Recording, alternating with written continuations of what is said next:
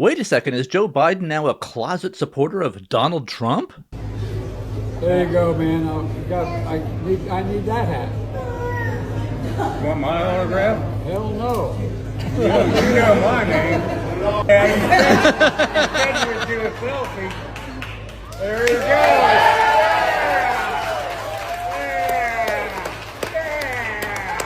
Hey, I'm proud of you now. Remember, no eating dogs and cats. Hey, they're good. Thank you. They're good. And here he is posing for photos with the kids, all dressed in Trump attire. What's going on here? I'll give you my theory in a bit. And my theory basically is that the Bidens despise Kamala so much for teaming up with Nancy Pelosi to pull off a coup and boot Joe Biden out that Joe and Jill Biden are now closet Trump supporters. She got no votes. He got 14 million votes. What you did, you talk about a threat to democracy. He got 14 million votes and they threw him out of office. And you know what? I'll give you a little secret. He hates her. He can't stand her. But he got 14 million votes. They threw him out. She got 0 votes. More thoughts on this in a moment. But first, why I'm revising my opinion of Donald Trump's debate performance. I now think it was a brilliant debate performance by Donald Trump, which I did not fully appreciate at first. I will also outline why it's become clear now that Donald Trump is heading for a landslide election victory in the Electoral College and might even win the popular vote. And a Republican has not won the popular vote in 20 years. Now, initially, I was pretty negative on Trump's debate performance. Kamala's pre-scripted, memorized, no-substance statements in the debate were pretty slick, pretty well executed. And Trump seemed to fall into a lot of Kamala's traps, got sidetracked into a debate on crowd sizes of rallies, January 6th stuff, relitigating the 2020 election, and other things. I gave him basically a B- at best in terms of debate performance when I first saw the debate. And I should say I immediately did recognize what he was doing with his comments on how large groups of Haitian migrants in Springfield, Ohio, are grabbing and eating the dogs and cats and pets of the residents of Springfield. What they have done to our country by allowing these millions and millions of people to come into our country, and look at what's happening to the towns all over the United States. And a lot of towns don't want to talk. It's not going to be Aurora or Springfield. A lot of towns don't want to talk about it because they're so embarrassed by it. In Springfield, they're eating the dogs, the people that came in. They're eating the cats. They're eating the pets of the people that live there. And this is what's happening in our country. That was by far my favorite part of the debate. It was also 3 versus Trump in the debate, so Trump was at a huge disadvantage. But as an advertising and marketing professional myself, I've been in the advertising business for 35 years or so, I knew immediately what Trump was doing here with the Haitians grabbing and eating dogs, cats, and pets imagery. Trump is the master at creating visual images in people's minds. He's a master at branding. And what could be a more visual image than large groups of marauding Haitian migrants grabbing and eating the dogs, cats, and pets of the residents of Springfield? Think about it. This "they're eating the dogs, they're eating the cats" meme is all you can really remember about the debate. It's all anyone's talking about. Meanwhile, Kamala said nothing memorable. And of course, Trump was fake fact-checked by the co-host of the debate, David Muir. I just want to clarify here. You bring up Springfield, Ohio, and ABC News did reach out to the city manager there. He told us there have been no credible reports of specific claims of pets being harmed, injured, or abused by individuals within the immigrant community. Well, I've seen people on television. Let me just say here, this is the people on television say my dog was taken and used for food. So maybe he said that, and maybe that's a good thing to say for a city manager. I'm not taking this from television. But the people on television saying their dog was eaten by the people that went there. Since then, videos have been popping up all over social media backing up Trump's claim. We've lost a whole bunch of cats. There was a van pulled over that had over 100 cats in it with the Haitians. They said they was eating them. Actually? Yeah. Not fake news. Not fake news. So a van was collecting cats and eating them. I watched it happen, yeah. Watched them get pulled over with the cats and admit to the police that they was eating them. You're not joshing with me. No, I'm almost 50 years old, buddy. No. You don't mess around. No. What did you do? Why'd you kill the cat? Smile for me. Smile, what did you? Go like this. Did you eat that cat? Did you eat it? No, why'd you kill it? Did you guys see all this? No, No, we pulled up and she was just laying there with it. Did you see her eating it? Eating it. She was eating it? Yeah, she was. You call the Humane Society, see if they'll come pick this cat up. It's deceased. My father immigrated from Haiti to the United States in the late 60s as a teenager. And I want to talk about these recent comments about the Haitians in Springfield, Ohio. When he immigrated, he was one person and they weren't sending, thousands of Haitians in one area. He wasn't eating people's pets and he didn't practice voodoo. But he did say that most of the island, the majority of the island, does practice voodoo. The reason they eat cats is for two reasons. Number one is survival. This is the poorest country in the Western Hemisphere. Second, they do animal sacrifices for their religion, voodoo. They make these animal sacrifices to these gods for different reasons. You can do your own research on this. It's not racist to acknowledge that this is a problem. It's not racist to talk about these things that are happening. Listen, I am not Haitian, but I am from the Caribbean. The Haitian immigrants are indeed eating animals. Let me tell you something about these people. Not only are they harvesting cats for food, but also for witchcraft purposes, voodoo purposes. Understand this. If you don't want to take my word for it, go out there. Meet a Haitian. Talk to them about it. This is not something they aren't proud of. It's their culture. They eat these animals and they use the blood and bones of these animals for voodoo and witchcraft purposes. This is not a joke. The fact that they are here illegally, Kamala did say she gave them a temporary protection, over 100,000 of them. But here's the thing. For good luck purposes, they will harvest cats. They will use the blood and the bone of these cats. They consume these things because they believe it brings good luck and good juju. What is this they got on the grill? Is that the thing kills the cats? Man, listen, man. There go a cat right there. His ass better get missing, man. Look like his homies on the grill, man. What the? What the f?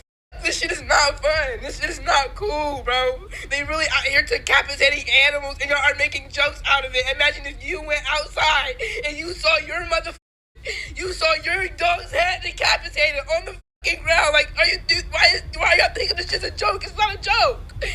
I don't feel comfortable walking anywhere. Everybody's fucking homeless out here. Shit, but scary ass Haitians just lurking and creeping. So people are making fun of Trump for saying what he said. But I mean, if you think about it, this here is a person in Springfield, Ohio, breaking down in front of your eyes, saying her reality, or telling us what the reality is where she lives in Springfield, Ohio. And if the people in that local community are telling us that it's happening, that's probably something we should pay attention to and not just disregard and act like, oh, they're just making it up. All these people are conspiracy theorists. And if you go back in time, this is Kamala Harris talking about the Haitian migrants. That is why also, starting with our administration, we gave TPS, temporary protected status, to Haitian migrants, 55,000.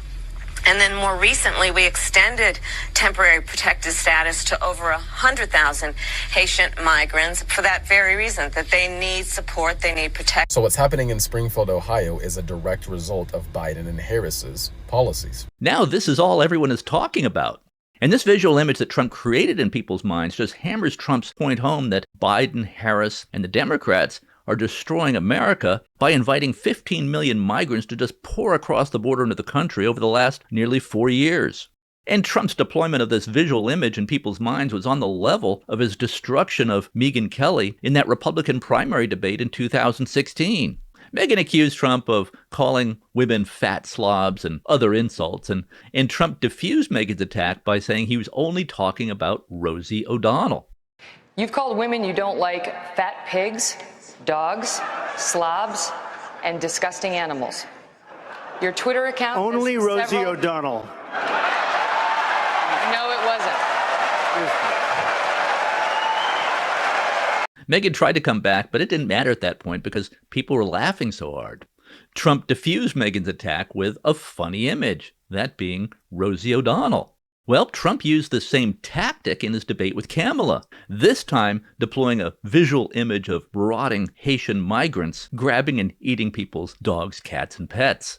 And now Americans are learning that the purpose of grabbing the cats and the dogs and the pets is not just for food. Voodoo is extensively practiced in Haiti, and apparently sacrificing cats and dogs and pets and animals is integral to the practice of voodoo. Trump no doubt knew all this, and he knew this truth would spread like wildfire across the internet. And indeed, these memes are now all over the internet. Here's a rap song meme assembled by a leftist podcaster. In Springfield, they're eating the dogs, the people that came in. They're eating the cats. They're eating the pets of the people that live there. And this is what's happening in our country, and it's a shame. They're eating the dogs.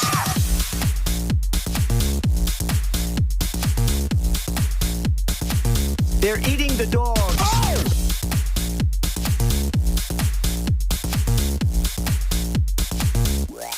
And this is what's happening.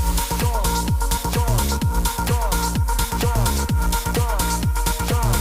People on television.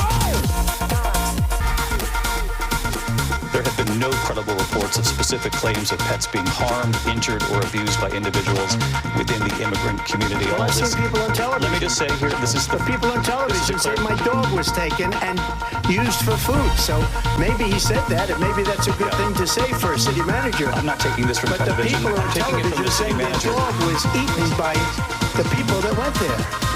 Again, the Springfield city manager says there's no evidence of that. They're eating the dogs.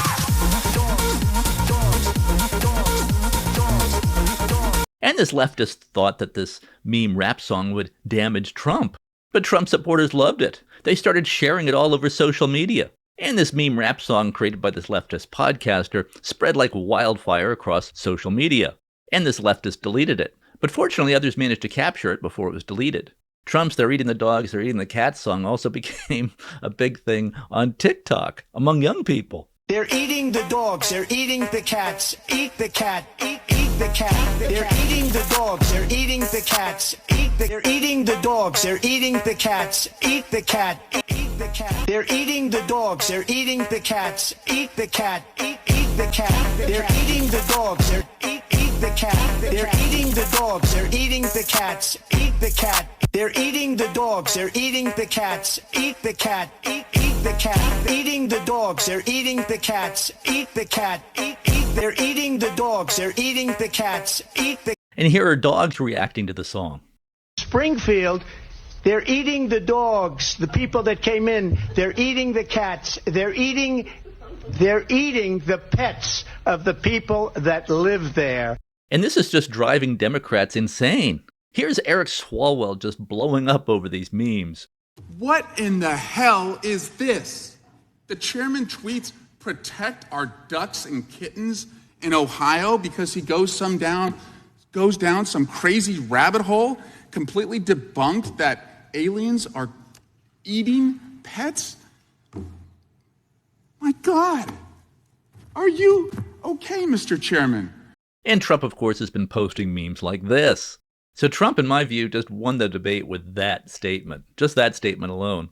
I watched the debate again, and I actually think Trump did a lot better in the debate than was my first impression.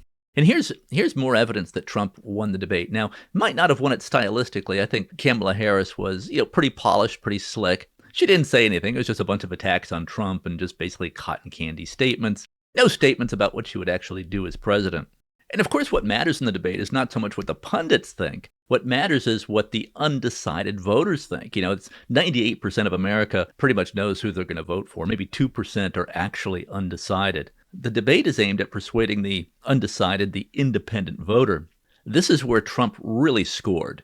In every focus group conducted by the media, Trump moved undecided, independent voters in his direction. For example, watch this live chart of how independent voters are reacting to the debate, the yellow line being the independent voters, the red line being Republican voters, the blue line being Democrat voters.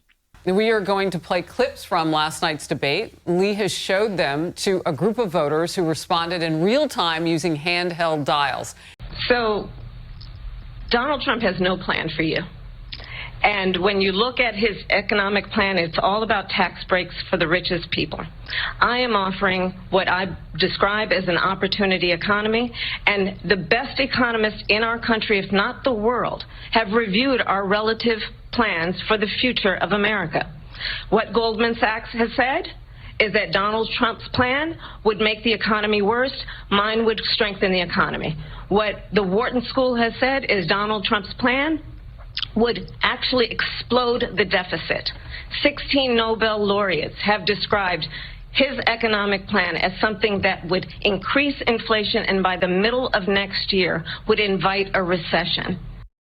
It's a great plan. It's a plan that's going to bring up our worth, our value as a country. It's going to make people want to be able to go and work and create jobs and create a lot of good, solid money for our country. And just to finish off, she doesn't have a plan. She copied Biden's plan, and it's like 4 sentences, like run, spot, run. 4 sentences that are just, oh, we'll try and lower taxes. She doesn't have a plan. They had the highest inflation perhaps in the history of our country, because I've never seen a worse period of time. People can't go out and buy cereal or bacon or eggs or anything else. The people of our country are absolutely dying with what they've done. They've destroyed the economy. Well, one of the things I noticed right away there, Lee, is that the blue line started to flatten and not dip so low down on that last one. He gets where people are. He gets where people are in the economy. And that was a really interesting takeaway for me last night. I didn't expect to see independents tracking so much with Republicans last night, and they did. They wanted to hear the meat on the economy. They wanted to hear the plan. And while most of the voters that we spoke with agreed stylistically with Kamala, they said that she sort of performed better than he did on substance, on the issues on economy and immigration. They really resonated with him, and that was really what we were talking to a lot of the independent voters, and we saw that right there with that line. She was big on defund the police. In Minnesota, she went out, wait a minute, I'm talking now, if you don't mind, please. Does that sound familiar? She went out in Minnesota and wanted to let criminals that killed people, that burned down Minneapolis, she went out and raised money to get them out of jail. She did things that nobody would ever think of. Now she wants to do transgender operations on illegal aliens that are in prison. This is a radical left liberal that would do this. She wants to confiscate your guns, and she will never allow fracking in Pennsylvania. If she won the election, fracking in Pennsylvania will end on day one. This will be one of the greatest mistakes in history for them to allow, and I think they probably did it because they think they're going to get votes, but it's not worth it because they're destroying the fabric of our country by what they've done. There's never been anything done like this at all. They've destroyed the fabric of our country. Millions of people let in, and all over the world, crime is down all over the world except here. Crime here is up and through the roof. Despite their fraudulent statements that they made, crime in this country is through the roof. And we have a new form of crime. It's called migrant crime, and it's happening at levels that nobody thought possible. All right, you can't miss it. I mean, at one point, those lines stopped going together, and independents started going up a little bit higher than Republicans. I mean, they were right up. What is going on with independents? And we better pay a lot of attention to them. We better. And I'll tell you, it's really interesting, because in 2020, we didn't see this. We saw a big split between independents, Republicans, Democrats. It was like, you know, all different. It was like spaghetti lines. I have been a leader on fertilization, IVF. And the other thing, you should ask, will she allow abortion in the 8th month, 9th month, 7th month? Come on. Okay, would you do that? Why don't you ask her that question? Why don't you answer That's the question? Would you because veto? under Roe v. Wade, you could do abortions in the 7th month, the 8th month, the 9th month, and probably after birth. So she just started by saying she's going to do this, she's going to do that, she's going to do all these wonderful things. Why hasn't she done it? She's been there for 3.5 years. They've had 3.5 years to fix the border. They've had 3.5 years to create jobs, and all the things we talked about. Why hasn't she done it? She should leave right now, go down to that beautiful White House, go to the Capitol, get everyone together and do the things you want to do, but you haven't done it, and you won't do it because you believe in things that the American people don't believe in. Okay, so you had a fairly large portion with hand dial, so everybody's like doing this real time, you're getting it. What was going on there?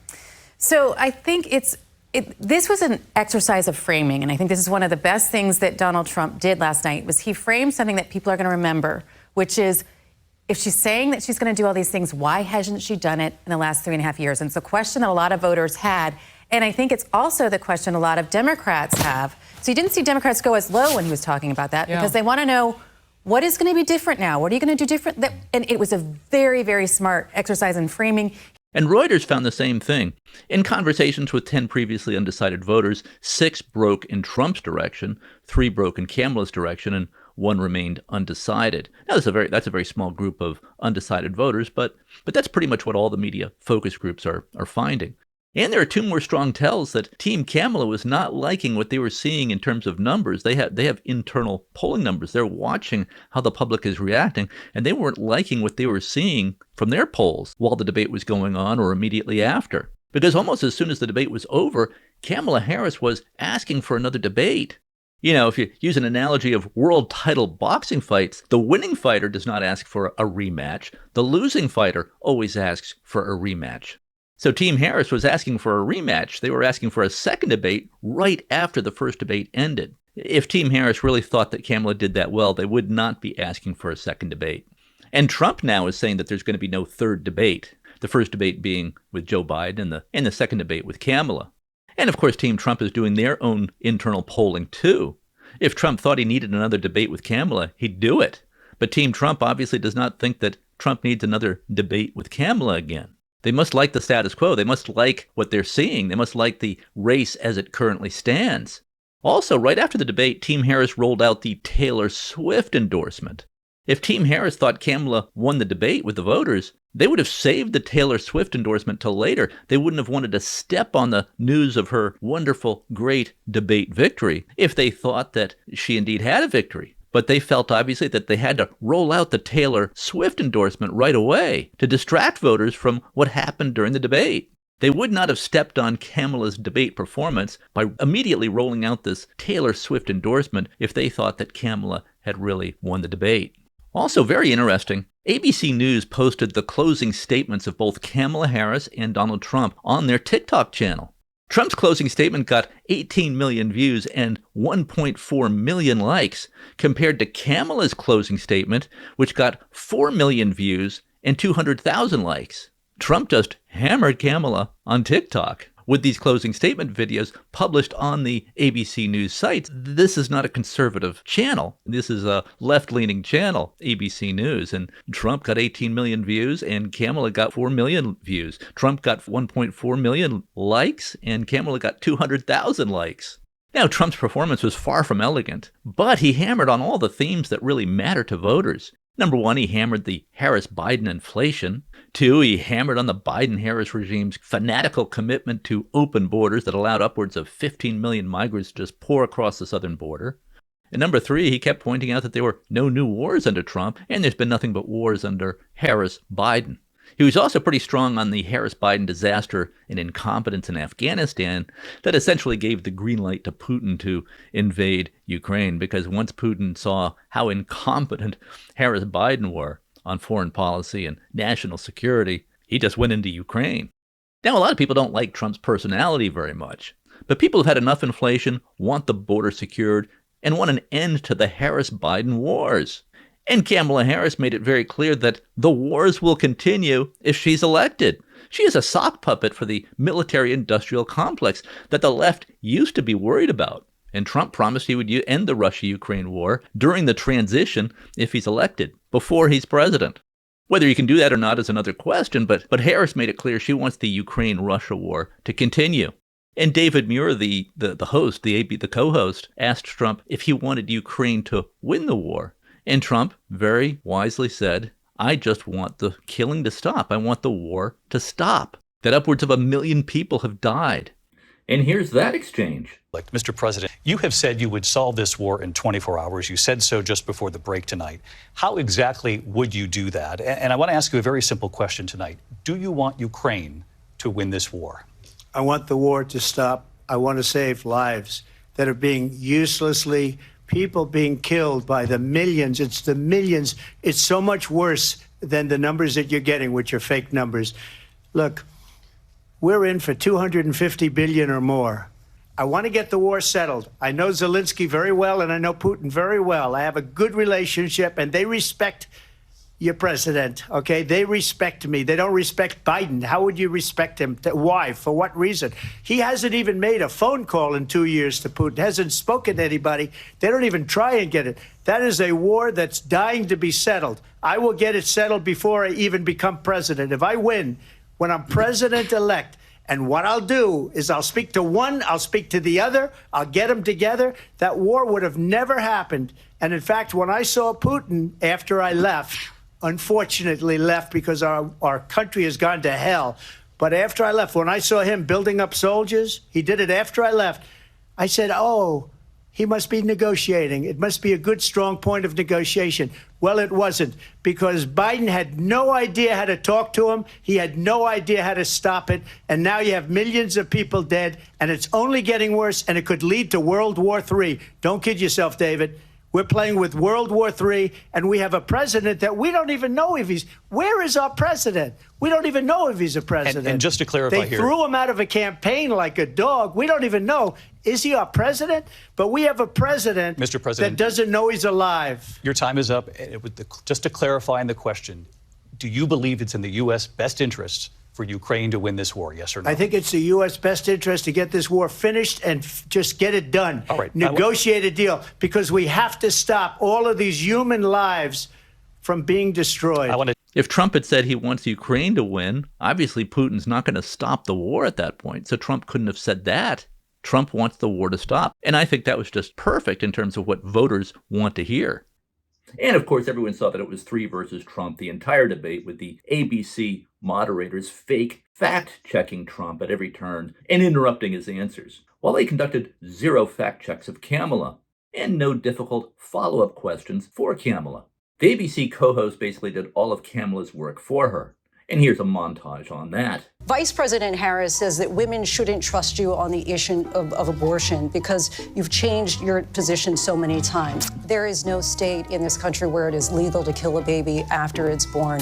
President Trump, as you know, the FBI says overall violent crime is actually coming down in this country. But Vice President Harris, you did send out tweets, but it was more than 2 hours before you sent out that video message. Is there anything you regret about what you did on that day? You were the president. You were watching it unfold on television. It's a very simple question. Nancy Pelosi was responsible. She didn't do her job. The question was about you as president, not about former Speaker Pelosi. I said that. Are you now acknowledging that you lost in 2020? No, I don't acknowledge that at all. But I you said did that say sarcastically. You know that. And we should just point out here as clarification, and you know this, you and your allies, 60 cases in front of many judges, many of them Republican. No judge looked at it. You heard the president there tonight. He said he didn't say that he lost by whiskers. So he still believes he did not lose the election.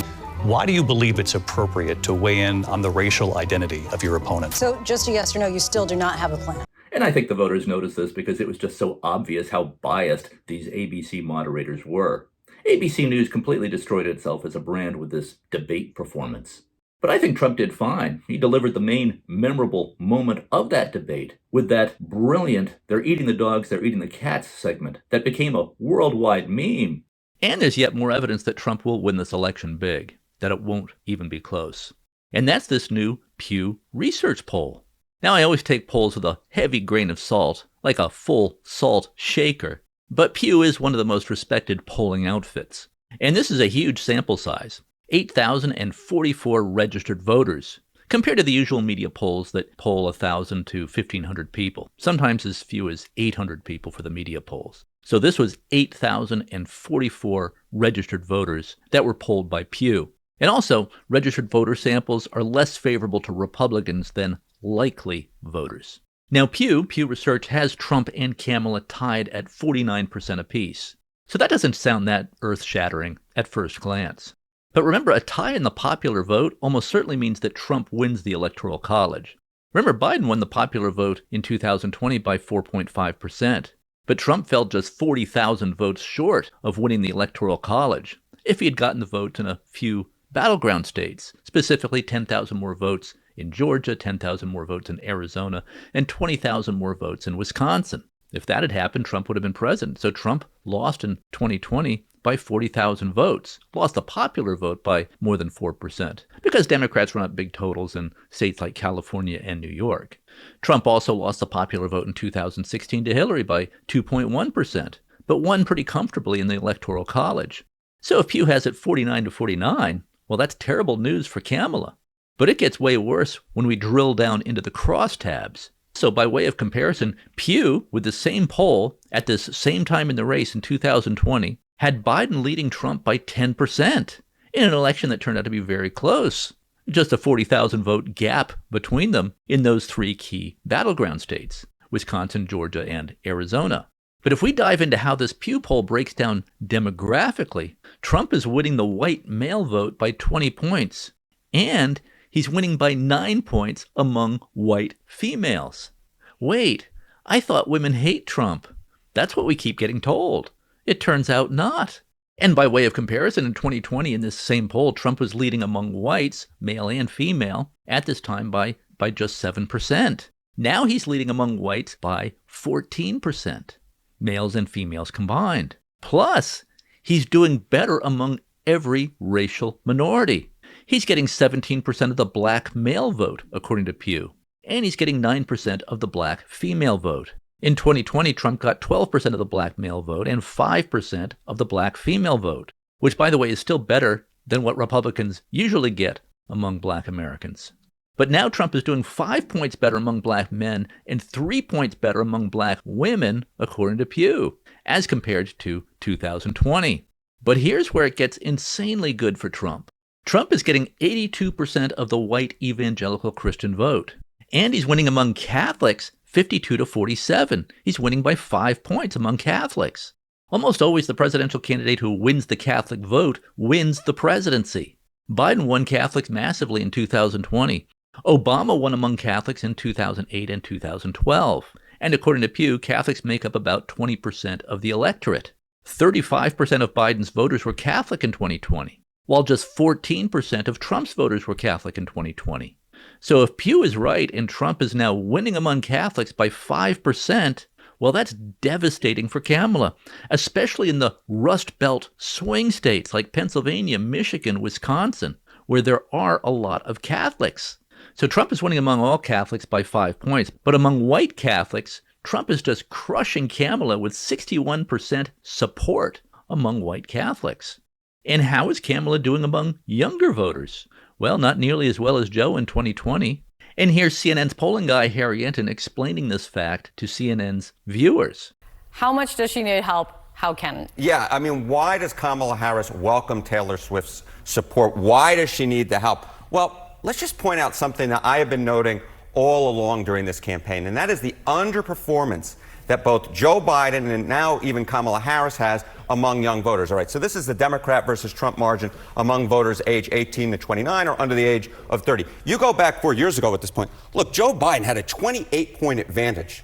A 28-point advantage over Donald Trump. Now, you look when Joe Biden dropped out of the race, he was up by just 7 points. Now, Kamala Harris has improved on Joe Biden's standing, but look at this. She's only up by 15 points. That is significantly less than Joe Biden was up at this point among the youngest voters in our electorate. It's only about half the margin that Joe Biden was pulling in.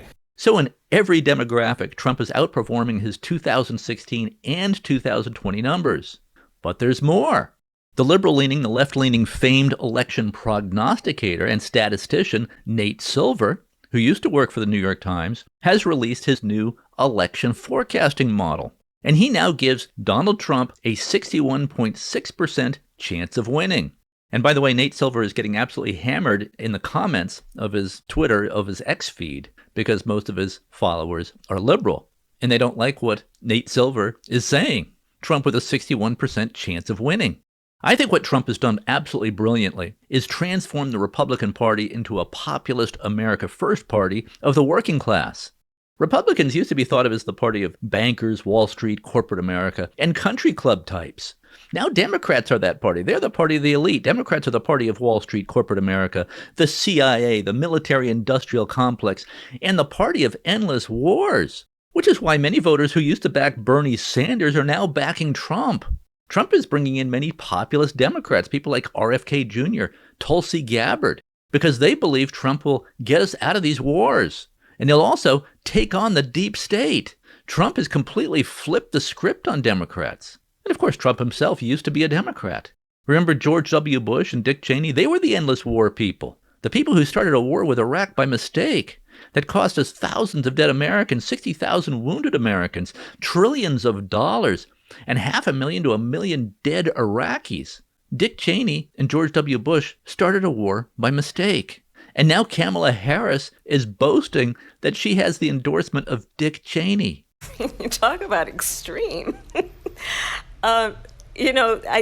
This is, I think, one of the reasons why in this election, I actually have the endorsement of 200 Republicans who have formerly worked with President Bush, Mitt Romney, and John McCain, including the endorsement of former Vice President Dick Cheney, who used to be one of the most hated people in America. He had like 9% public support by the end of the Bush administration. And Dick Cheney was, of course, loathed by Democrats. But now Democrats are boasting that they're being endorsed by Dick Cheney.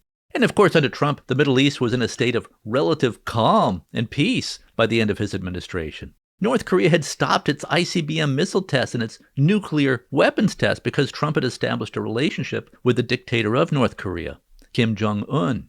Well, at first, Trump told Kim Jong-un that we have more nuclear bombs than he has.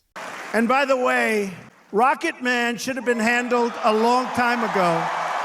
Little Rocket Man. We're going to do it because we really have no choice. Now he's talking about a massive weapon exploding over the ocean, Pacific Ocean, which causes tremendous calamity where that plume goes. And then soon after the dictator of North Korea, Kim Jong-un, heard this threat from Trump, a threat Kim clearly believed, Kim suddenly, and for the first time, indicated that he was open to changing course and ending his ICBM missile tests over Japan and his nuclear weapons tests and threats to annihilate South Korea. And then Trump actually met with Kim Jong-un, became the first American president ever to step into North Korea since it went communist. And they got along. And Kim agreed to stop firing his ICBM missile tests over Japan and to stop his nuclear weapons tests and to stop threatening South Korea and the world with nuclear annihilation. If Your Excellency take a step forward, you will be the first U.S. president to cross this line.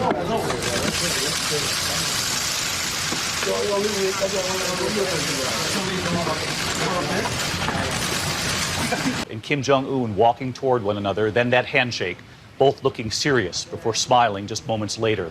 The first time ever a sitting U.S. president would meet with the leader of North Korea. First sitting down one-on-one before meeting with a larger group, and then walking together. The president saying after the first meeting, the two already had an excellent relationship. At one point, President Trump showing Kim the presidential limousine called the Beast. But it was this moment that seemed the most unlikely of all. Both men sitting down and signing an agreement. President Trump promising Kim Jong-un security and Kim Jong-un promising complete denuclearization. But under Harris-Biden, Kim Jong-un has resumed his nuclear weapons tests and his ICBM missile tests. But Trump ultimately wants to get along with people. Yes, even a dictator like Kim Jong-un. Trump thinks he can persuade even Kim Jong-un to consider allowing capitalism into North Korea and allowing more freedom for his people. And the same story with Putin. Trump found a way to get along with Putin. Putin was not going to invade Ukraine when Trump was president. That would have been unthinkable, partly because these dictators believed that Trump would strike and strike bigly if necessary. Remember, Trump did those strikes against Syria. That sent a clear message to Putin, Syria being a proxy state of Putin, of Russia. As a result, Trump got along with these dictators because they respected him. He was tough on these dictators, but these dictators respect toughness. Trump killed the founder and leader of ISIS, Abu Bakr al-Baghdadi. Last night, the United States brought the world's #1 terrorist leader to justice. Abu Bakr al-Baghdadi is dead. He was the founder and leader of ISIS. the most ruthless and violent terror organization anywhere in the world. Capturing or killing Baghdadi has been the top national security priority of my administration. Under Obama, ISIS rose up and ended up controlling an area of the Middle East the size of Indiana. Trump erased ISIS off the map, killed its top leadership. ISIS was gone at the end of the Trump administration. Now ISIS is coming back. Trump also killed Iran's top general and top terrorist leader, Qasem Soleimani. Breaking news. The top Iranian general has been killed in an airstrike while leaving the Baghdad airport. The Pentagon confirmed the U.S. military carried out the attack. Qasem Soleimani was one of the most powerful figures in the Middle East and had been the top military man in Iran for more than 20 years.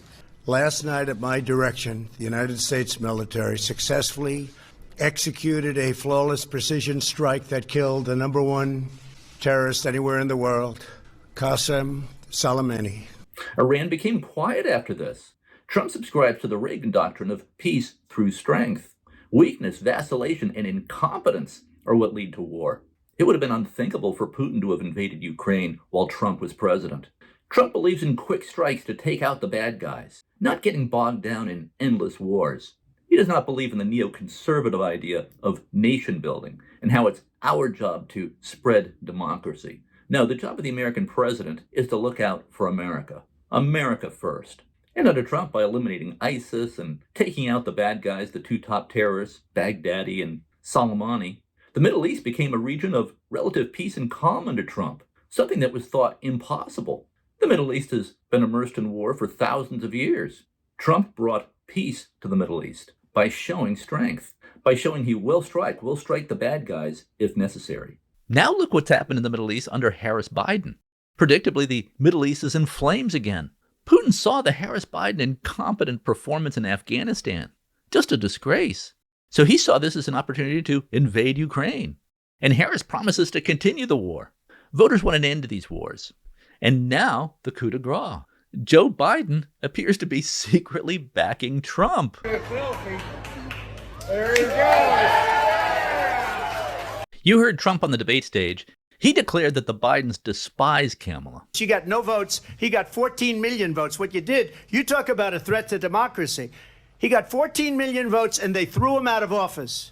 And you know what? I'll give you a little secret. He hates her. He can't stand her. But he got 14 million votes. They threw him out. She got 0 votes. And it's no secret that Jill Biden never forgave Kamala for what she did to Joe Biden on the Democrat primary debate stage in 2019, in one of the first Democrat primary debates. I do not believe you are a racist. And it's personal. And I was actually it was hurtful. Kamala basically called Joe Biden a racist in this debate. You know, there was a little girl in California who was part of the second class to integrate her public schools. And she was bused to school every day. And that little girl was me. And it's no secret that Jill Biden strongly opposed Joe picking Kamala as his running mate. But Team Biden believed they had no choice because Biden had promised to pick a black woman as his vice presidential running mate. And there was really no one else who fit this criteria. And then, of course, Kamala partnered with Nancy Pelosi in the coup against Joe Biden, pushed him out the door after Joe's disastrous debate performance with Trump. So Jill Biden, and I think Joe Biden, absolutely despise Kamala. They see her as a turncoat, as a traitor, as a backstabber, because she would be nowhere if Joe had not picked her as his vice president. And he didn't want to be pushed out the door. So here's Joe putting on the Trump hat. There he goes. And then he's posing for photos with these kids who are wearing Trump attire. And if you think Trump went out quietly and willingly, you have to read this interview with one of his top advisors, Anita Dunn. And I'll link to the entire piece below in Politico. Dunn says the Biden team was just hit out of the blue by this ambush by Pelosi and some Democrat Party leaders. Anita Dunn says, quote, "They felt that this was unfair and was wrong. Republican friends were sending me texts during this period saying, 'Your party is insane. We've never seen anything like this. Our party closes ranks. You know, you fight it through. You have a 24-hour news cycle. He had a bad debate, and then you move on.'" This is when Anita Dunn was saying that she was getting messages from Republicans saying this. And Dunn says, quote, "They could not believe what was going on here." And then you have this decision that the Democratic Party made to ignore their primary voters and ignore their primary process, and that this was a very donor-driven thing. That's what Anita Dunn says, one of Biden's top people. So yes, Trump absolutely was right when he said the Bidens cannot stand Kamala Harris. Kamala teamed up with Pelosi to push old Joe out the door. She is a puppet of the machine. She's never received one vote for president, received 0 votes when she ran for president in 2020. She dropped out before the Iowa caucus, before a single vote was cast, because she was doing so poorly. And the media pundits at that time just thought Kamala Harris did tremendous when she took down Joe in that debate where she ambushed Joe with, called him a racist in that debate. I do not believe you are a racist. But the voters didn't like it. And a few weeks later, Kamala was out of the race because she was nowhere in the polls. And of course, she received 0 votes this time when she was just installed by Democrat donors and party leaders, installed as the Democrat nominee. Plus, 92% of her staff have quit over the years because she's just not a nice person. And she's completely vacuous and empty. She can memorize lines in a debate. That's not hard. Lock yourself in a hotel room for a couple of weeks and just memorize lines. That's what she did. Plus, she really is a Marxist, and she's told us this many times. Her father was a Marxist, a self-described Marxist economics professor at Stanford University, and she herself is a Marxist. Here she is. Equality suggests often everybody should get the same thing. Well, that often assumes everybody started out in the same place, as opposed to equity, which is everyone should end up in the same place. This is the very definition of communism. And this is something that the Trump campaign should be pointing out over and over again, that Kamala Harris really is a communist. And yeah, I am a radical. I do believe that we need to get radical about what we are doing and take it seriously. Right. And here's how nuts she is. You know, we have to stay woke. Like, everybody needs to be woke. And you can talk about if you're the wokest or woker, but just stay more woke than less woke. Yeah. And when we all sing happy tunes and sing Merry Christmas and wish each other Merry Christmas, these children are not going to have a Merry Christmas. How dare we speak Merry Christmas? How dare we? And here's what she said about the anti-police riots of 2020 that resulted in the deaths of more than 30 people, at least 30 people, including police officers, and resulted in billions of dollars in destruction, entire neighborhoods in these poor areas destroyed by these riots. And Kamala thought this was just awesome. And I want to make clear that I know that there are protests still happening in major cities across the United States. That's right. But they're not going to stop. They're not going to stop. And they're not, this is a movement, I'm telling you. They're not going to stop. And everyone beware, because they're not going to stop. They're not going to stop before Election Day in November, and they're not going to stop after Election Day. And that should be, everyone should take note of that on both levels, that they're not going to let up, and they should not. So yeah, I think it's very possible that Jill and Joe Biden are now closet Trump supporters. Think about it. If the Bidens are this angry about this coup that took place, where they were just completely ambushed out of the blue, and Kamala installed as the presidential nominee of the Democrat Party, if Kamala goes down in flames, the Bidens will be proven right, and Joe will be vindicated. And Joe, by the way, really was the best candidate that the Democrats had. He would do far better in the Rust Belt states than Kamala will do. Joe would do much better in Pennsylvania than Kamala would, much better in Michigan. So Joe Biden really was the best candidate the Democrats had, which is why he won pretty easily in 2020 and why he wasn't really even effectively challenged in 2024. So he's the best candidate the Democrats had, which should be sobering if you're a Democrat. Now, in case I'm wrong about all this and America does become a communist dictatorship, you might want to learn about Bitcoin. I've written a book about Bitcoin, a beginner's guide. Your off-ramp from a corrupt political system and protection from economic collapse. I call Bitcoin freedom money, or the Second Amendment for your money. And by the way, this is not investment advice. I don't give investment advice. I am not a financial advisor. I'll just tell you what Wanda and I do. We have about 10% of our assets in Bitcoin. Bitcoin allows us to escape with at least a portion of our wealth if America does become a dystopian dictatorship. Bitcoin is the first and only truly decentralized money that's not under the control of humans. It's an automated protocol in cyberspace. Bitcoin is not owned or controlled by anyone or by any small group. And there will never be more than 21 million Bitcoins for 8 billion people. Bitcoin is now a $1 trillion asset with more than 400 million users worldwide. Bitcoin is money in the form of a synchronized ledger of transactions that's distributed every 10 minutes to a worldwide network of more than 1 million mining computers and validating nodes.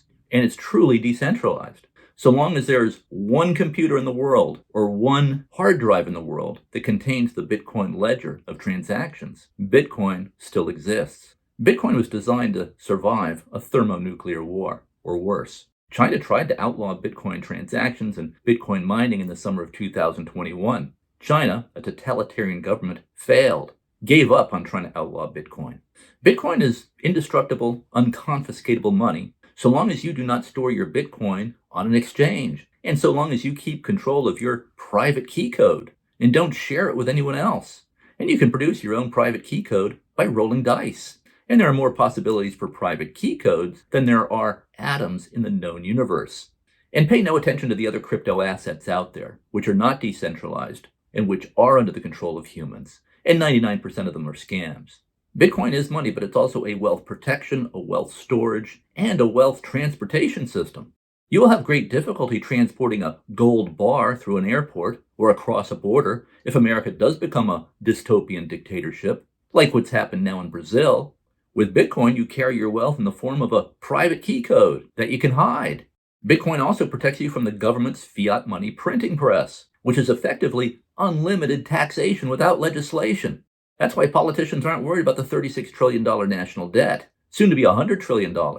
They just print up more money to cover the interest payments. To understand why fiat money printing is really 100% taxation, consider this. When the U.S. abandoned the gold standard completely in 1971, 1 ounce of gold cost $35. Right now, 1 ounce of gold costs $2,580. This means the dollar has lost 99.7% of its value since 1971, since we went off the gold standard. Right now, interest payments on the national debt are the second biggest item in the federal budget. We spend more on interest payments on the national debt than we do on national defense. And at the end of 2024, the end of this year, interest payments on the national debt will be the biggest single item in the federal budget, bigger than Social Security. And the money printing will just have to accelerate at faster and faster speeds to keep up with interest payments on the national debt. This is how we become the Weimar Republic with hyperinflation, which gave us Hitler. And by the way, I do think we're heading in that direction no matter who wins the election. We'll just get there much faster if Kamala wins. So if you want to learn how to protect yourself from all this, check out my new book on Bitcoin. It's available on Amazon in all the formats, plus as an audiobook on Audible. Thanks for being here and see you back here soon.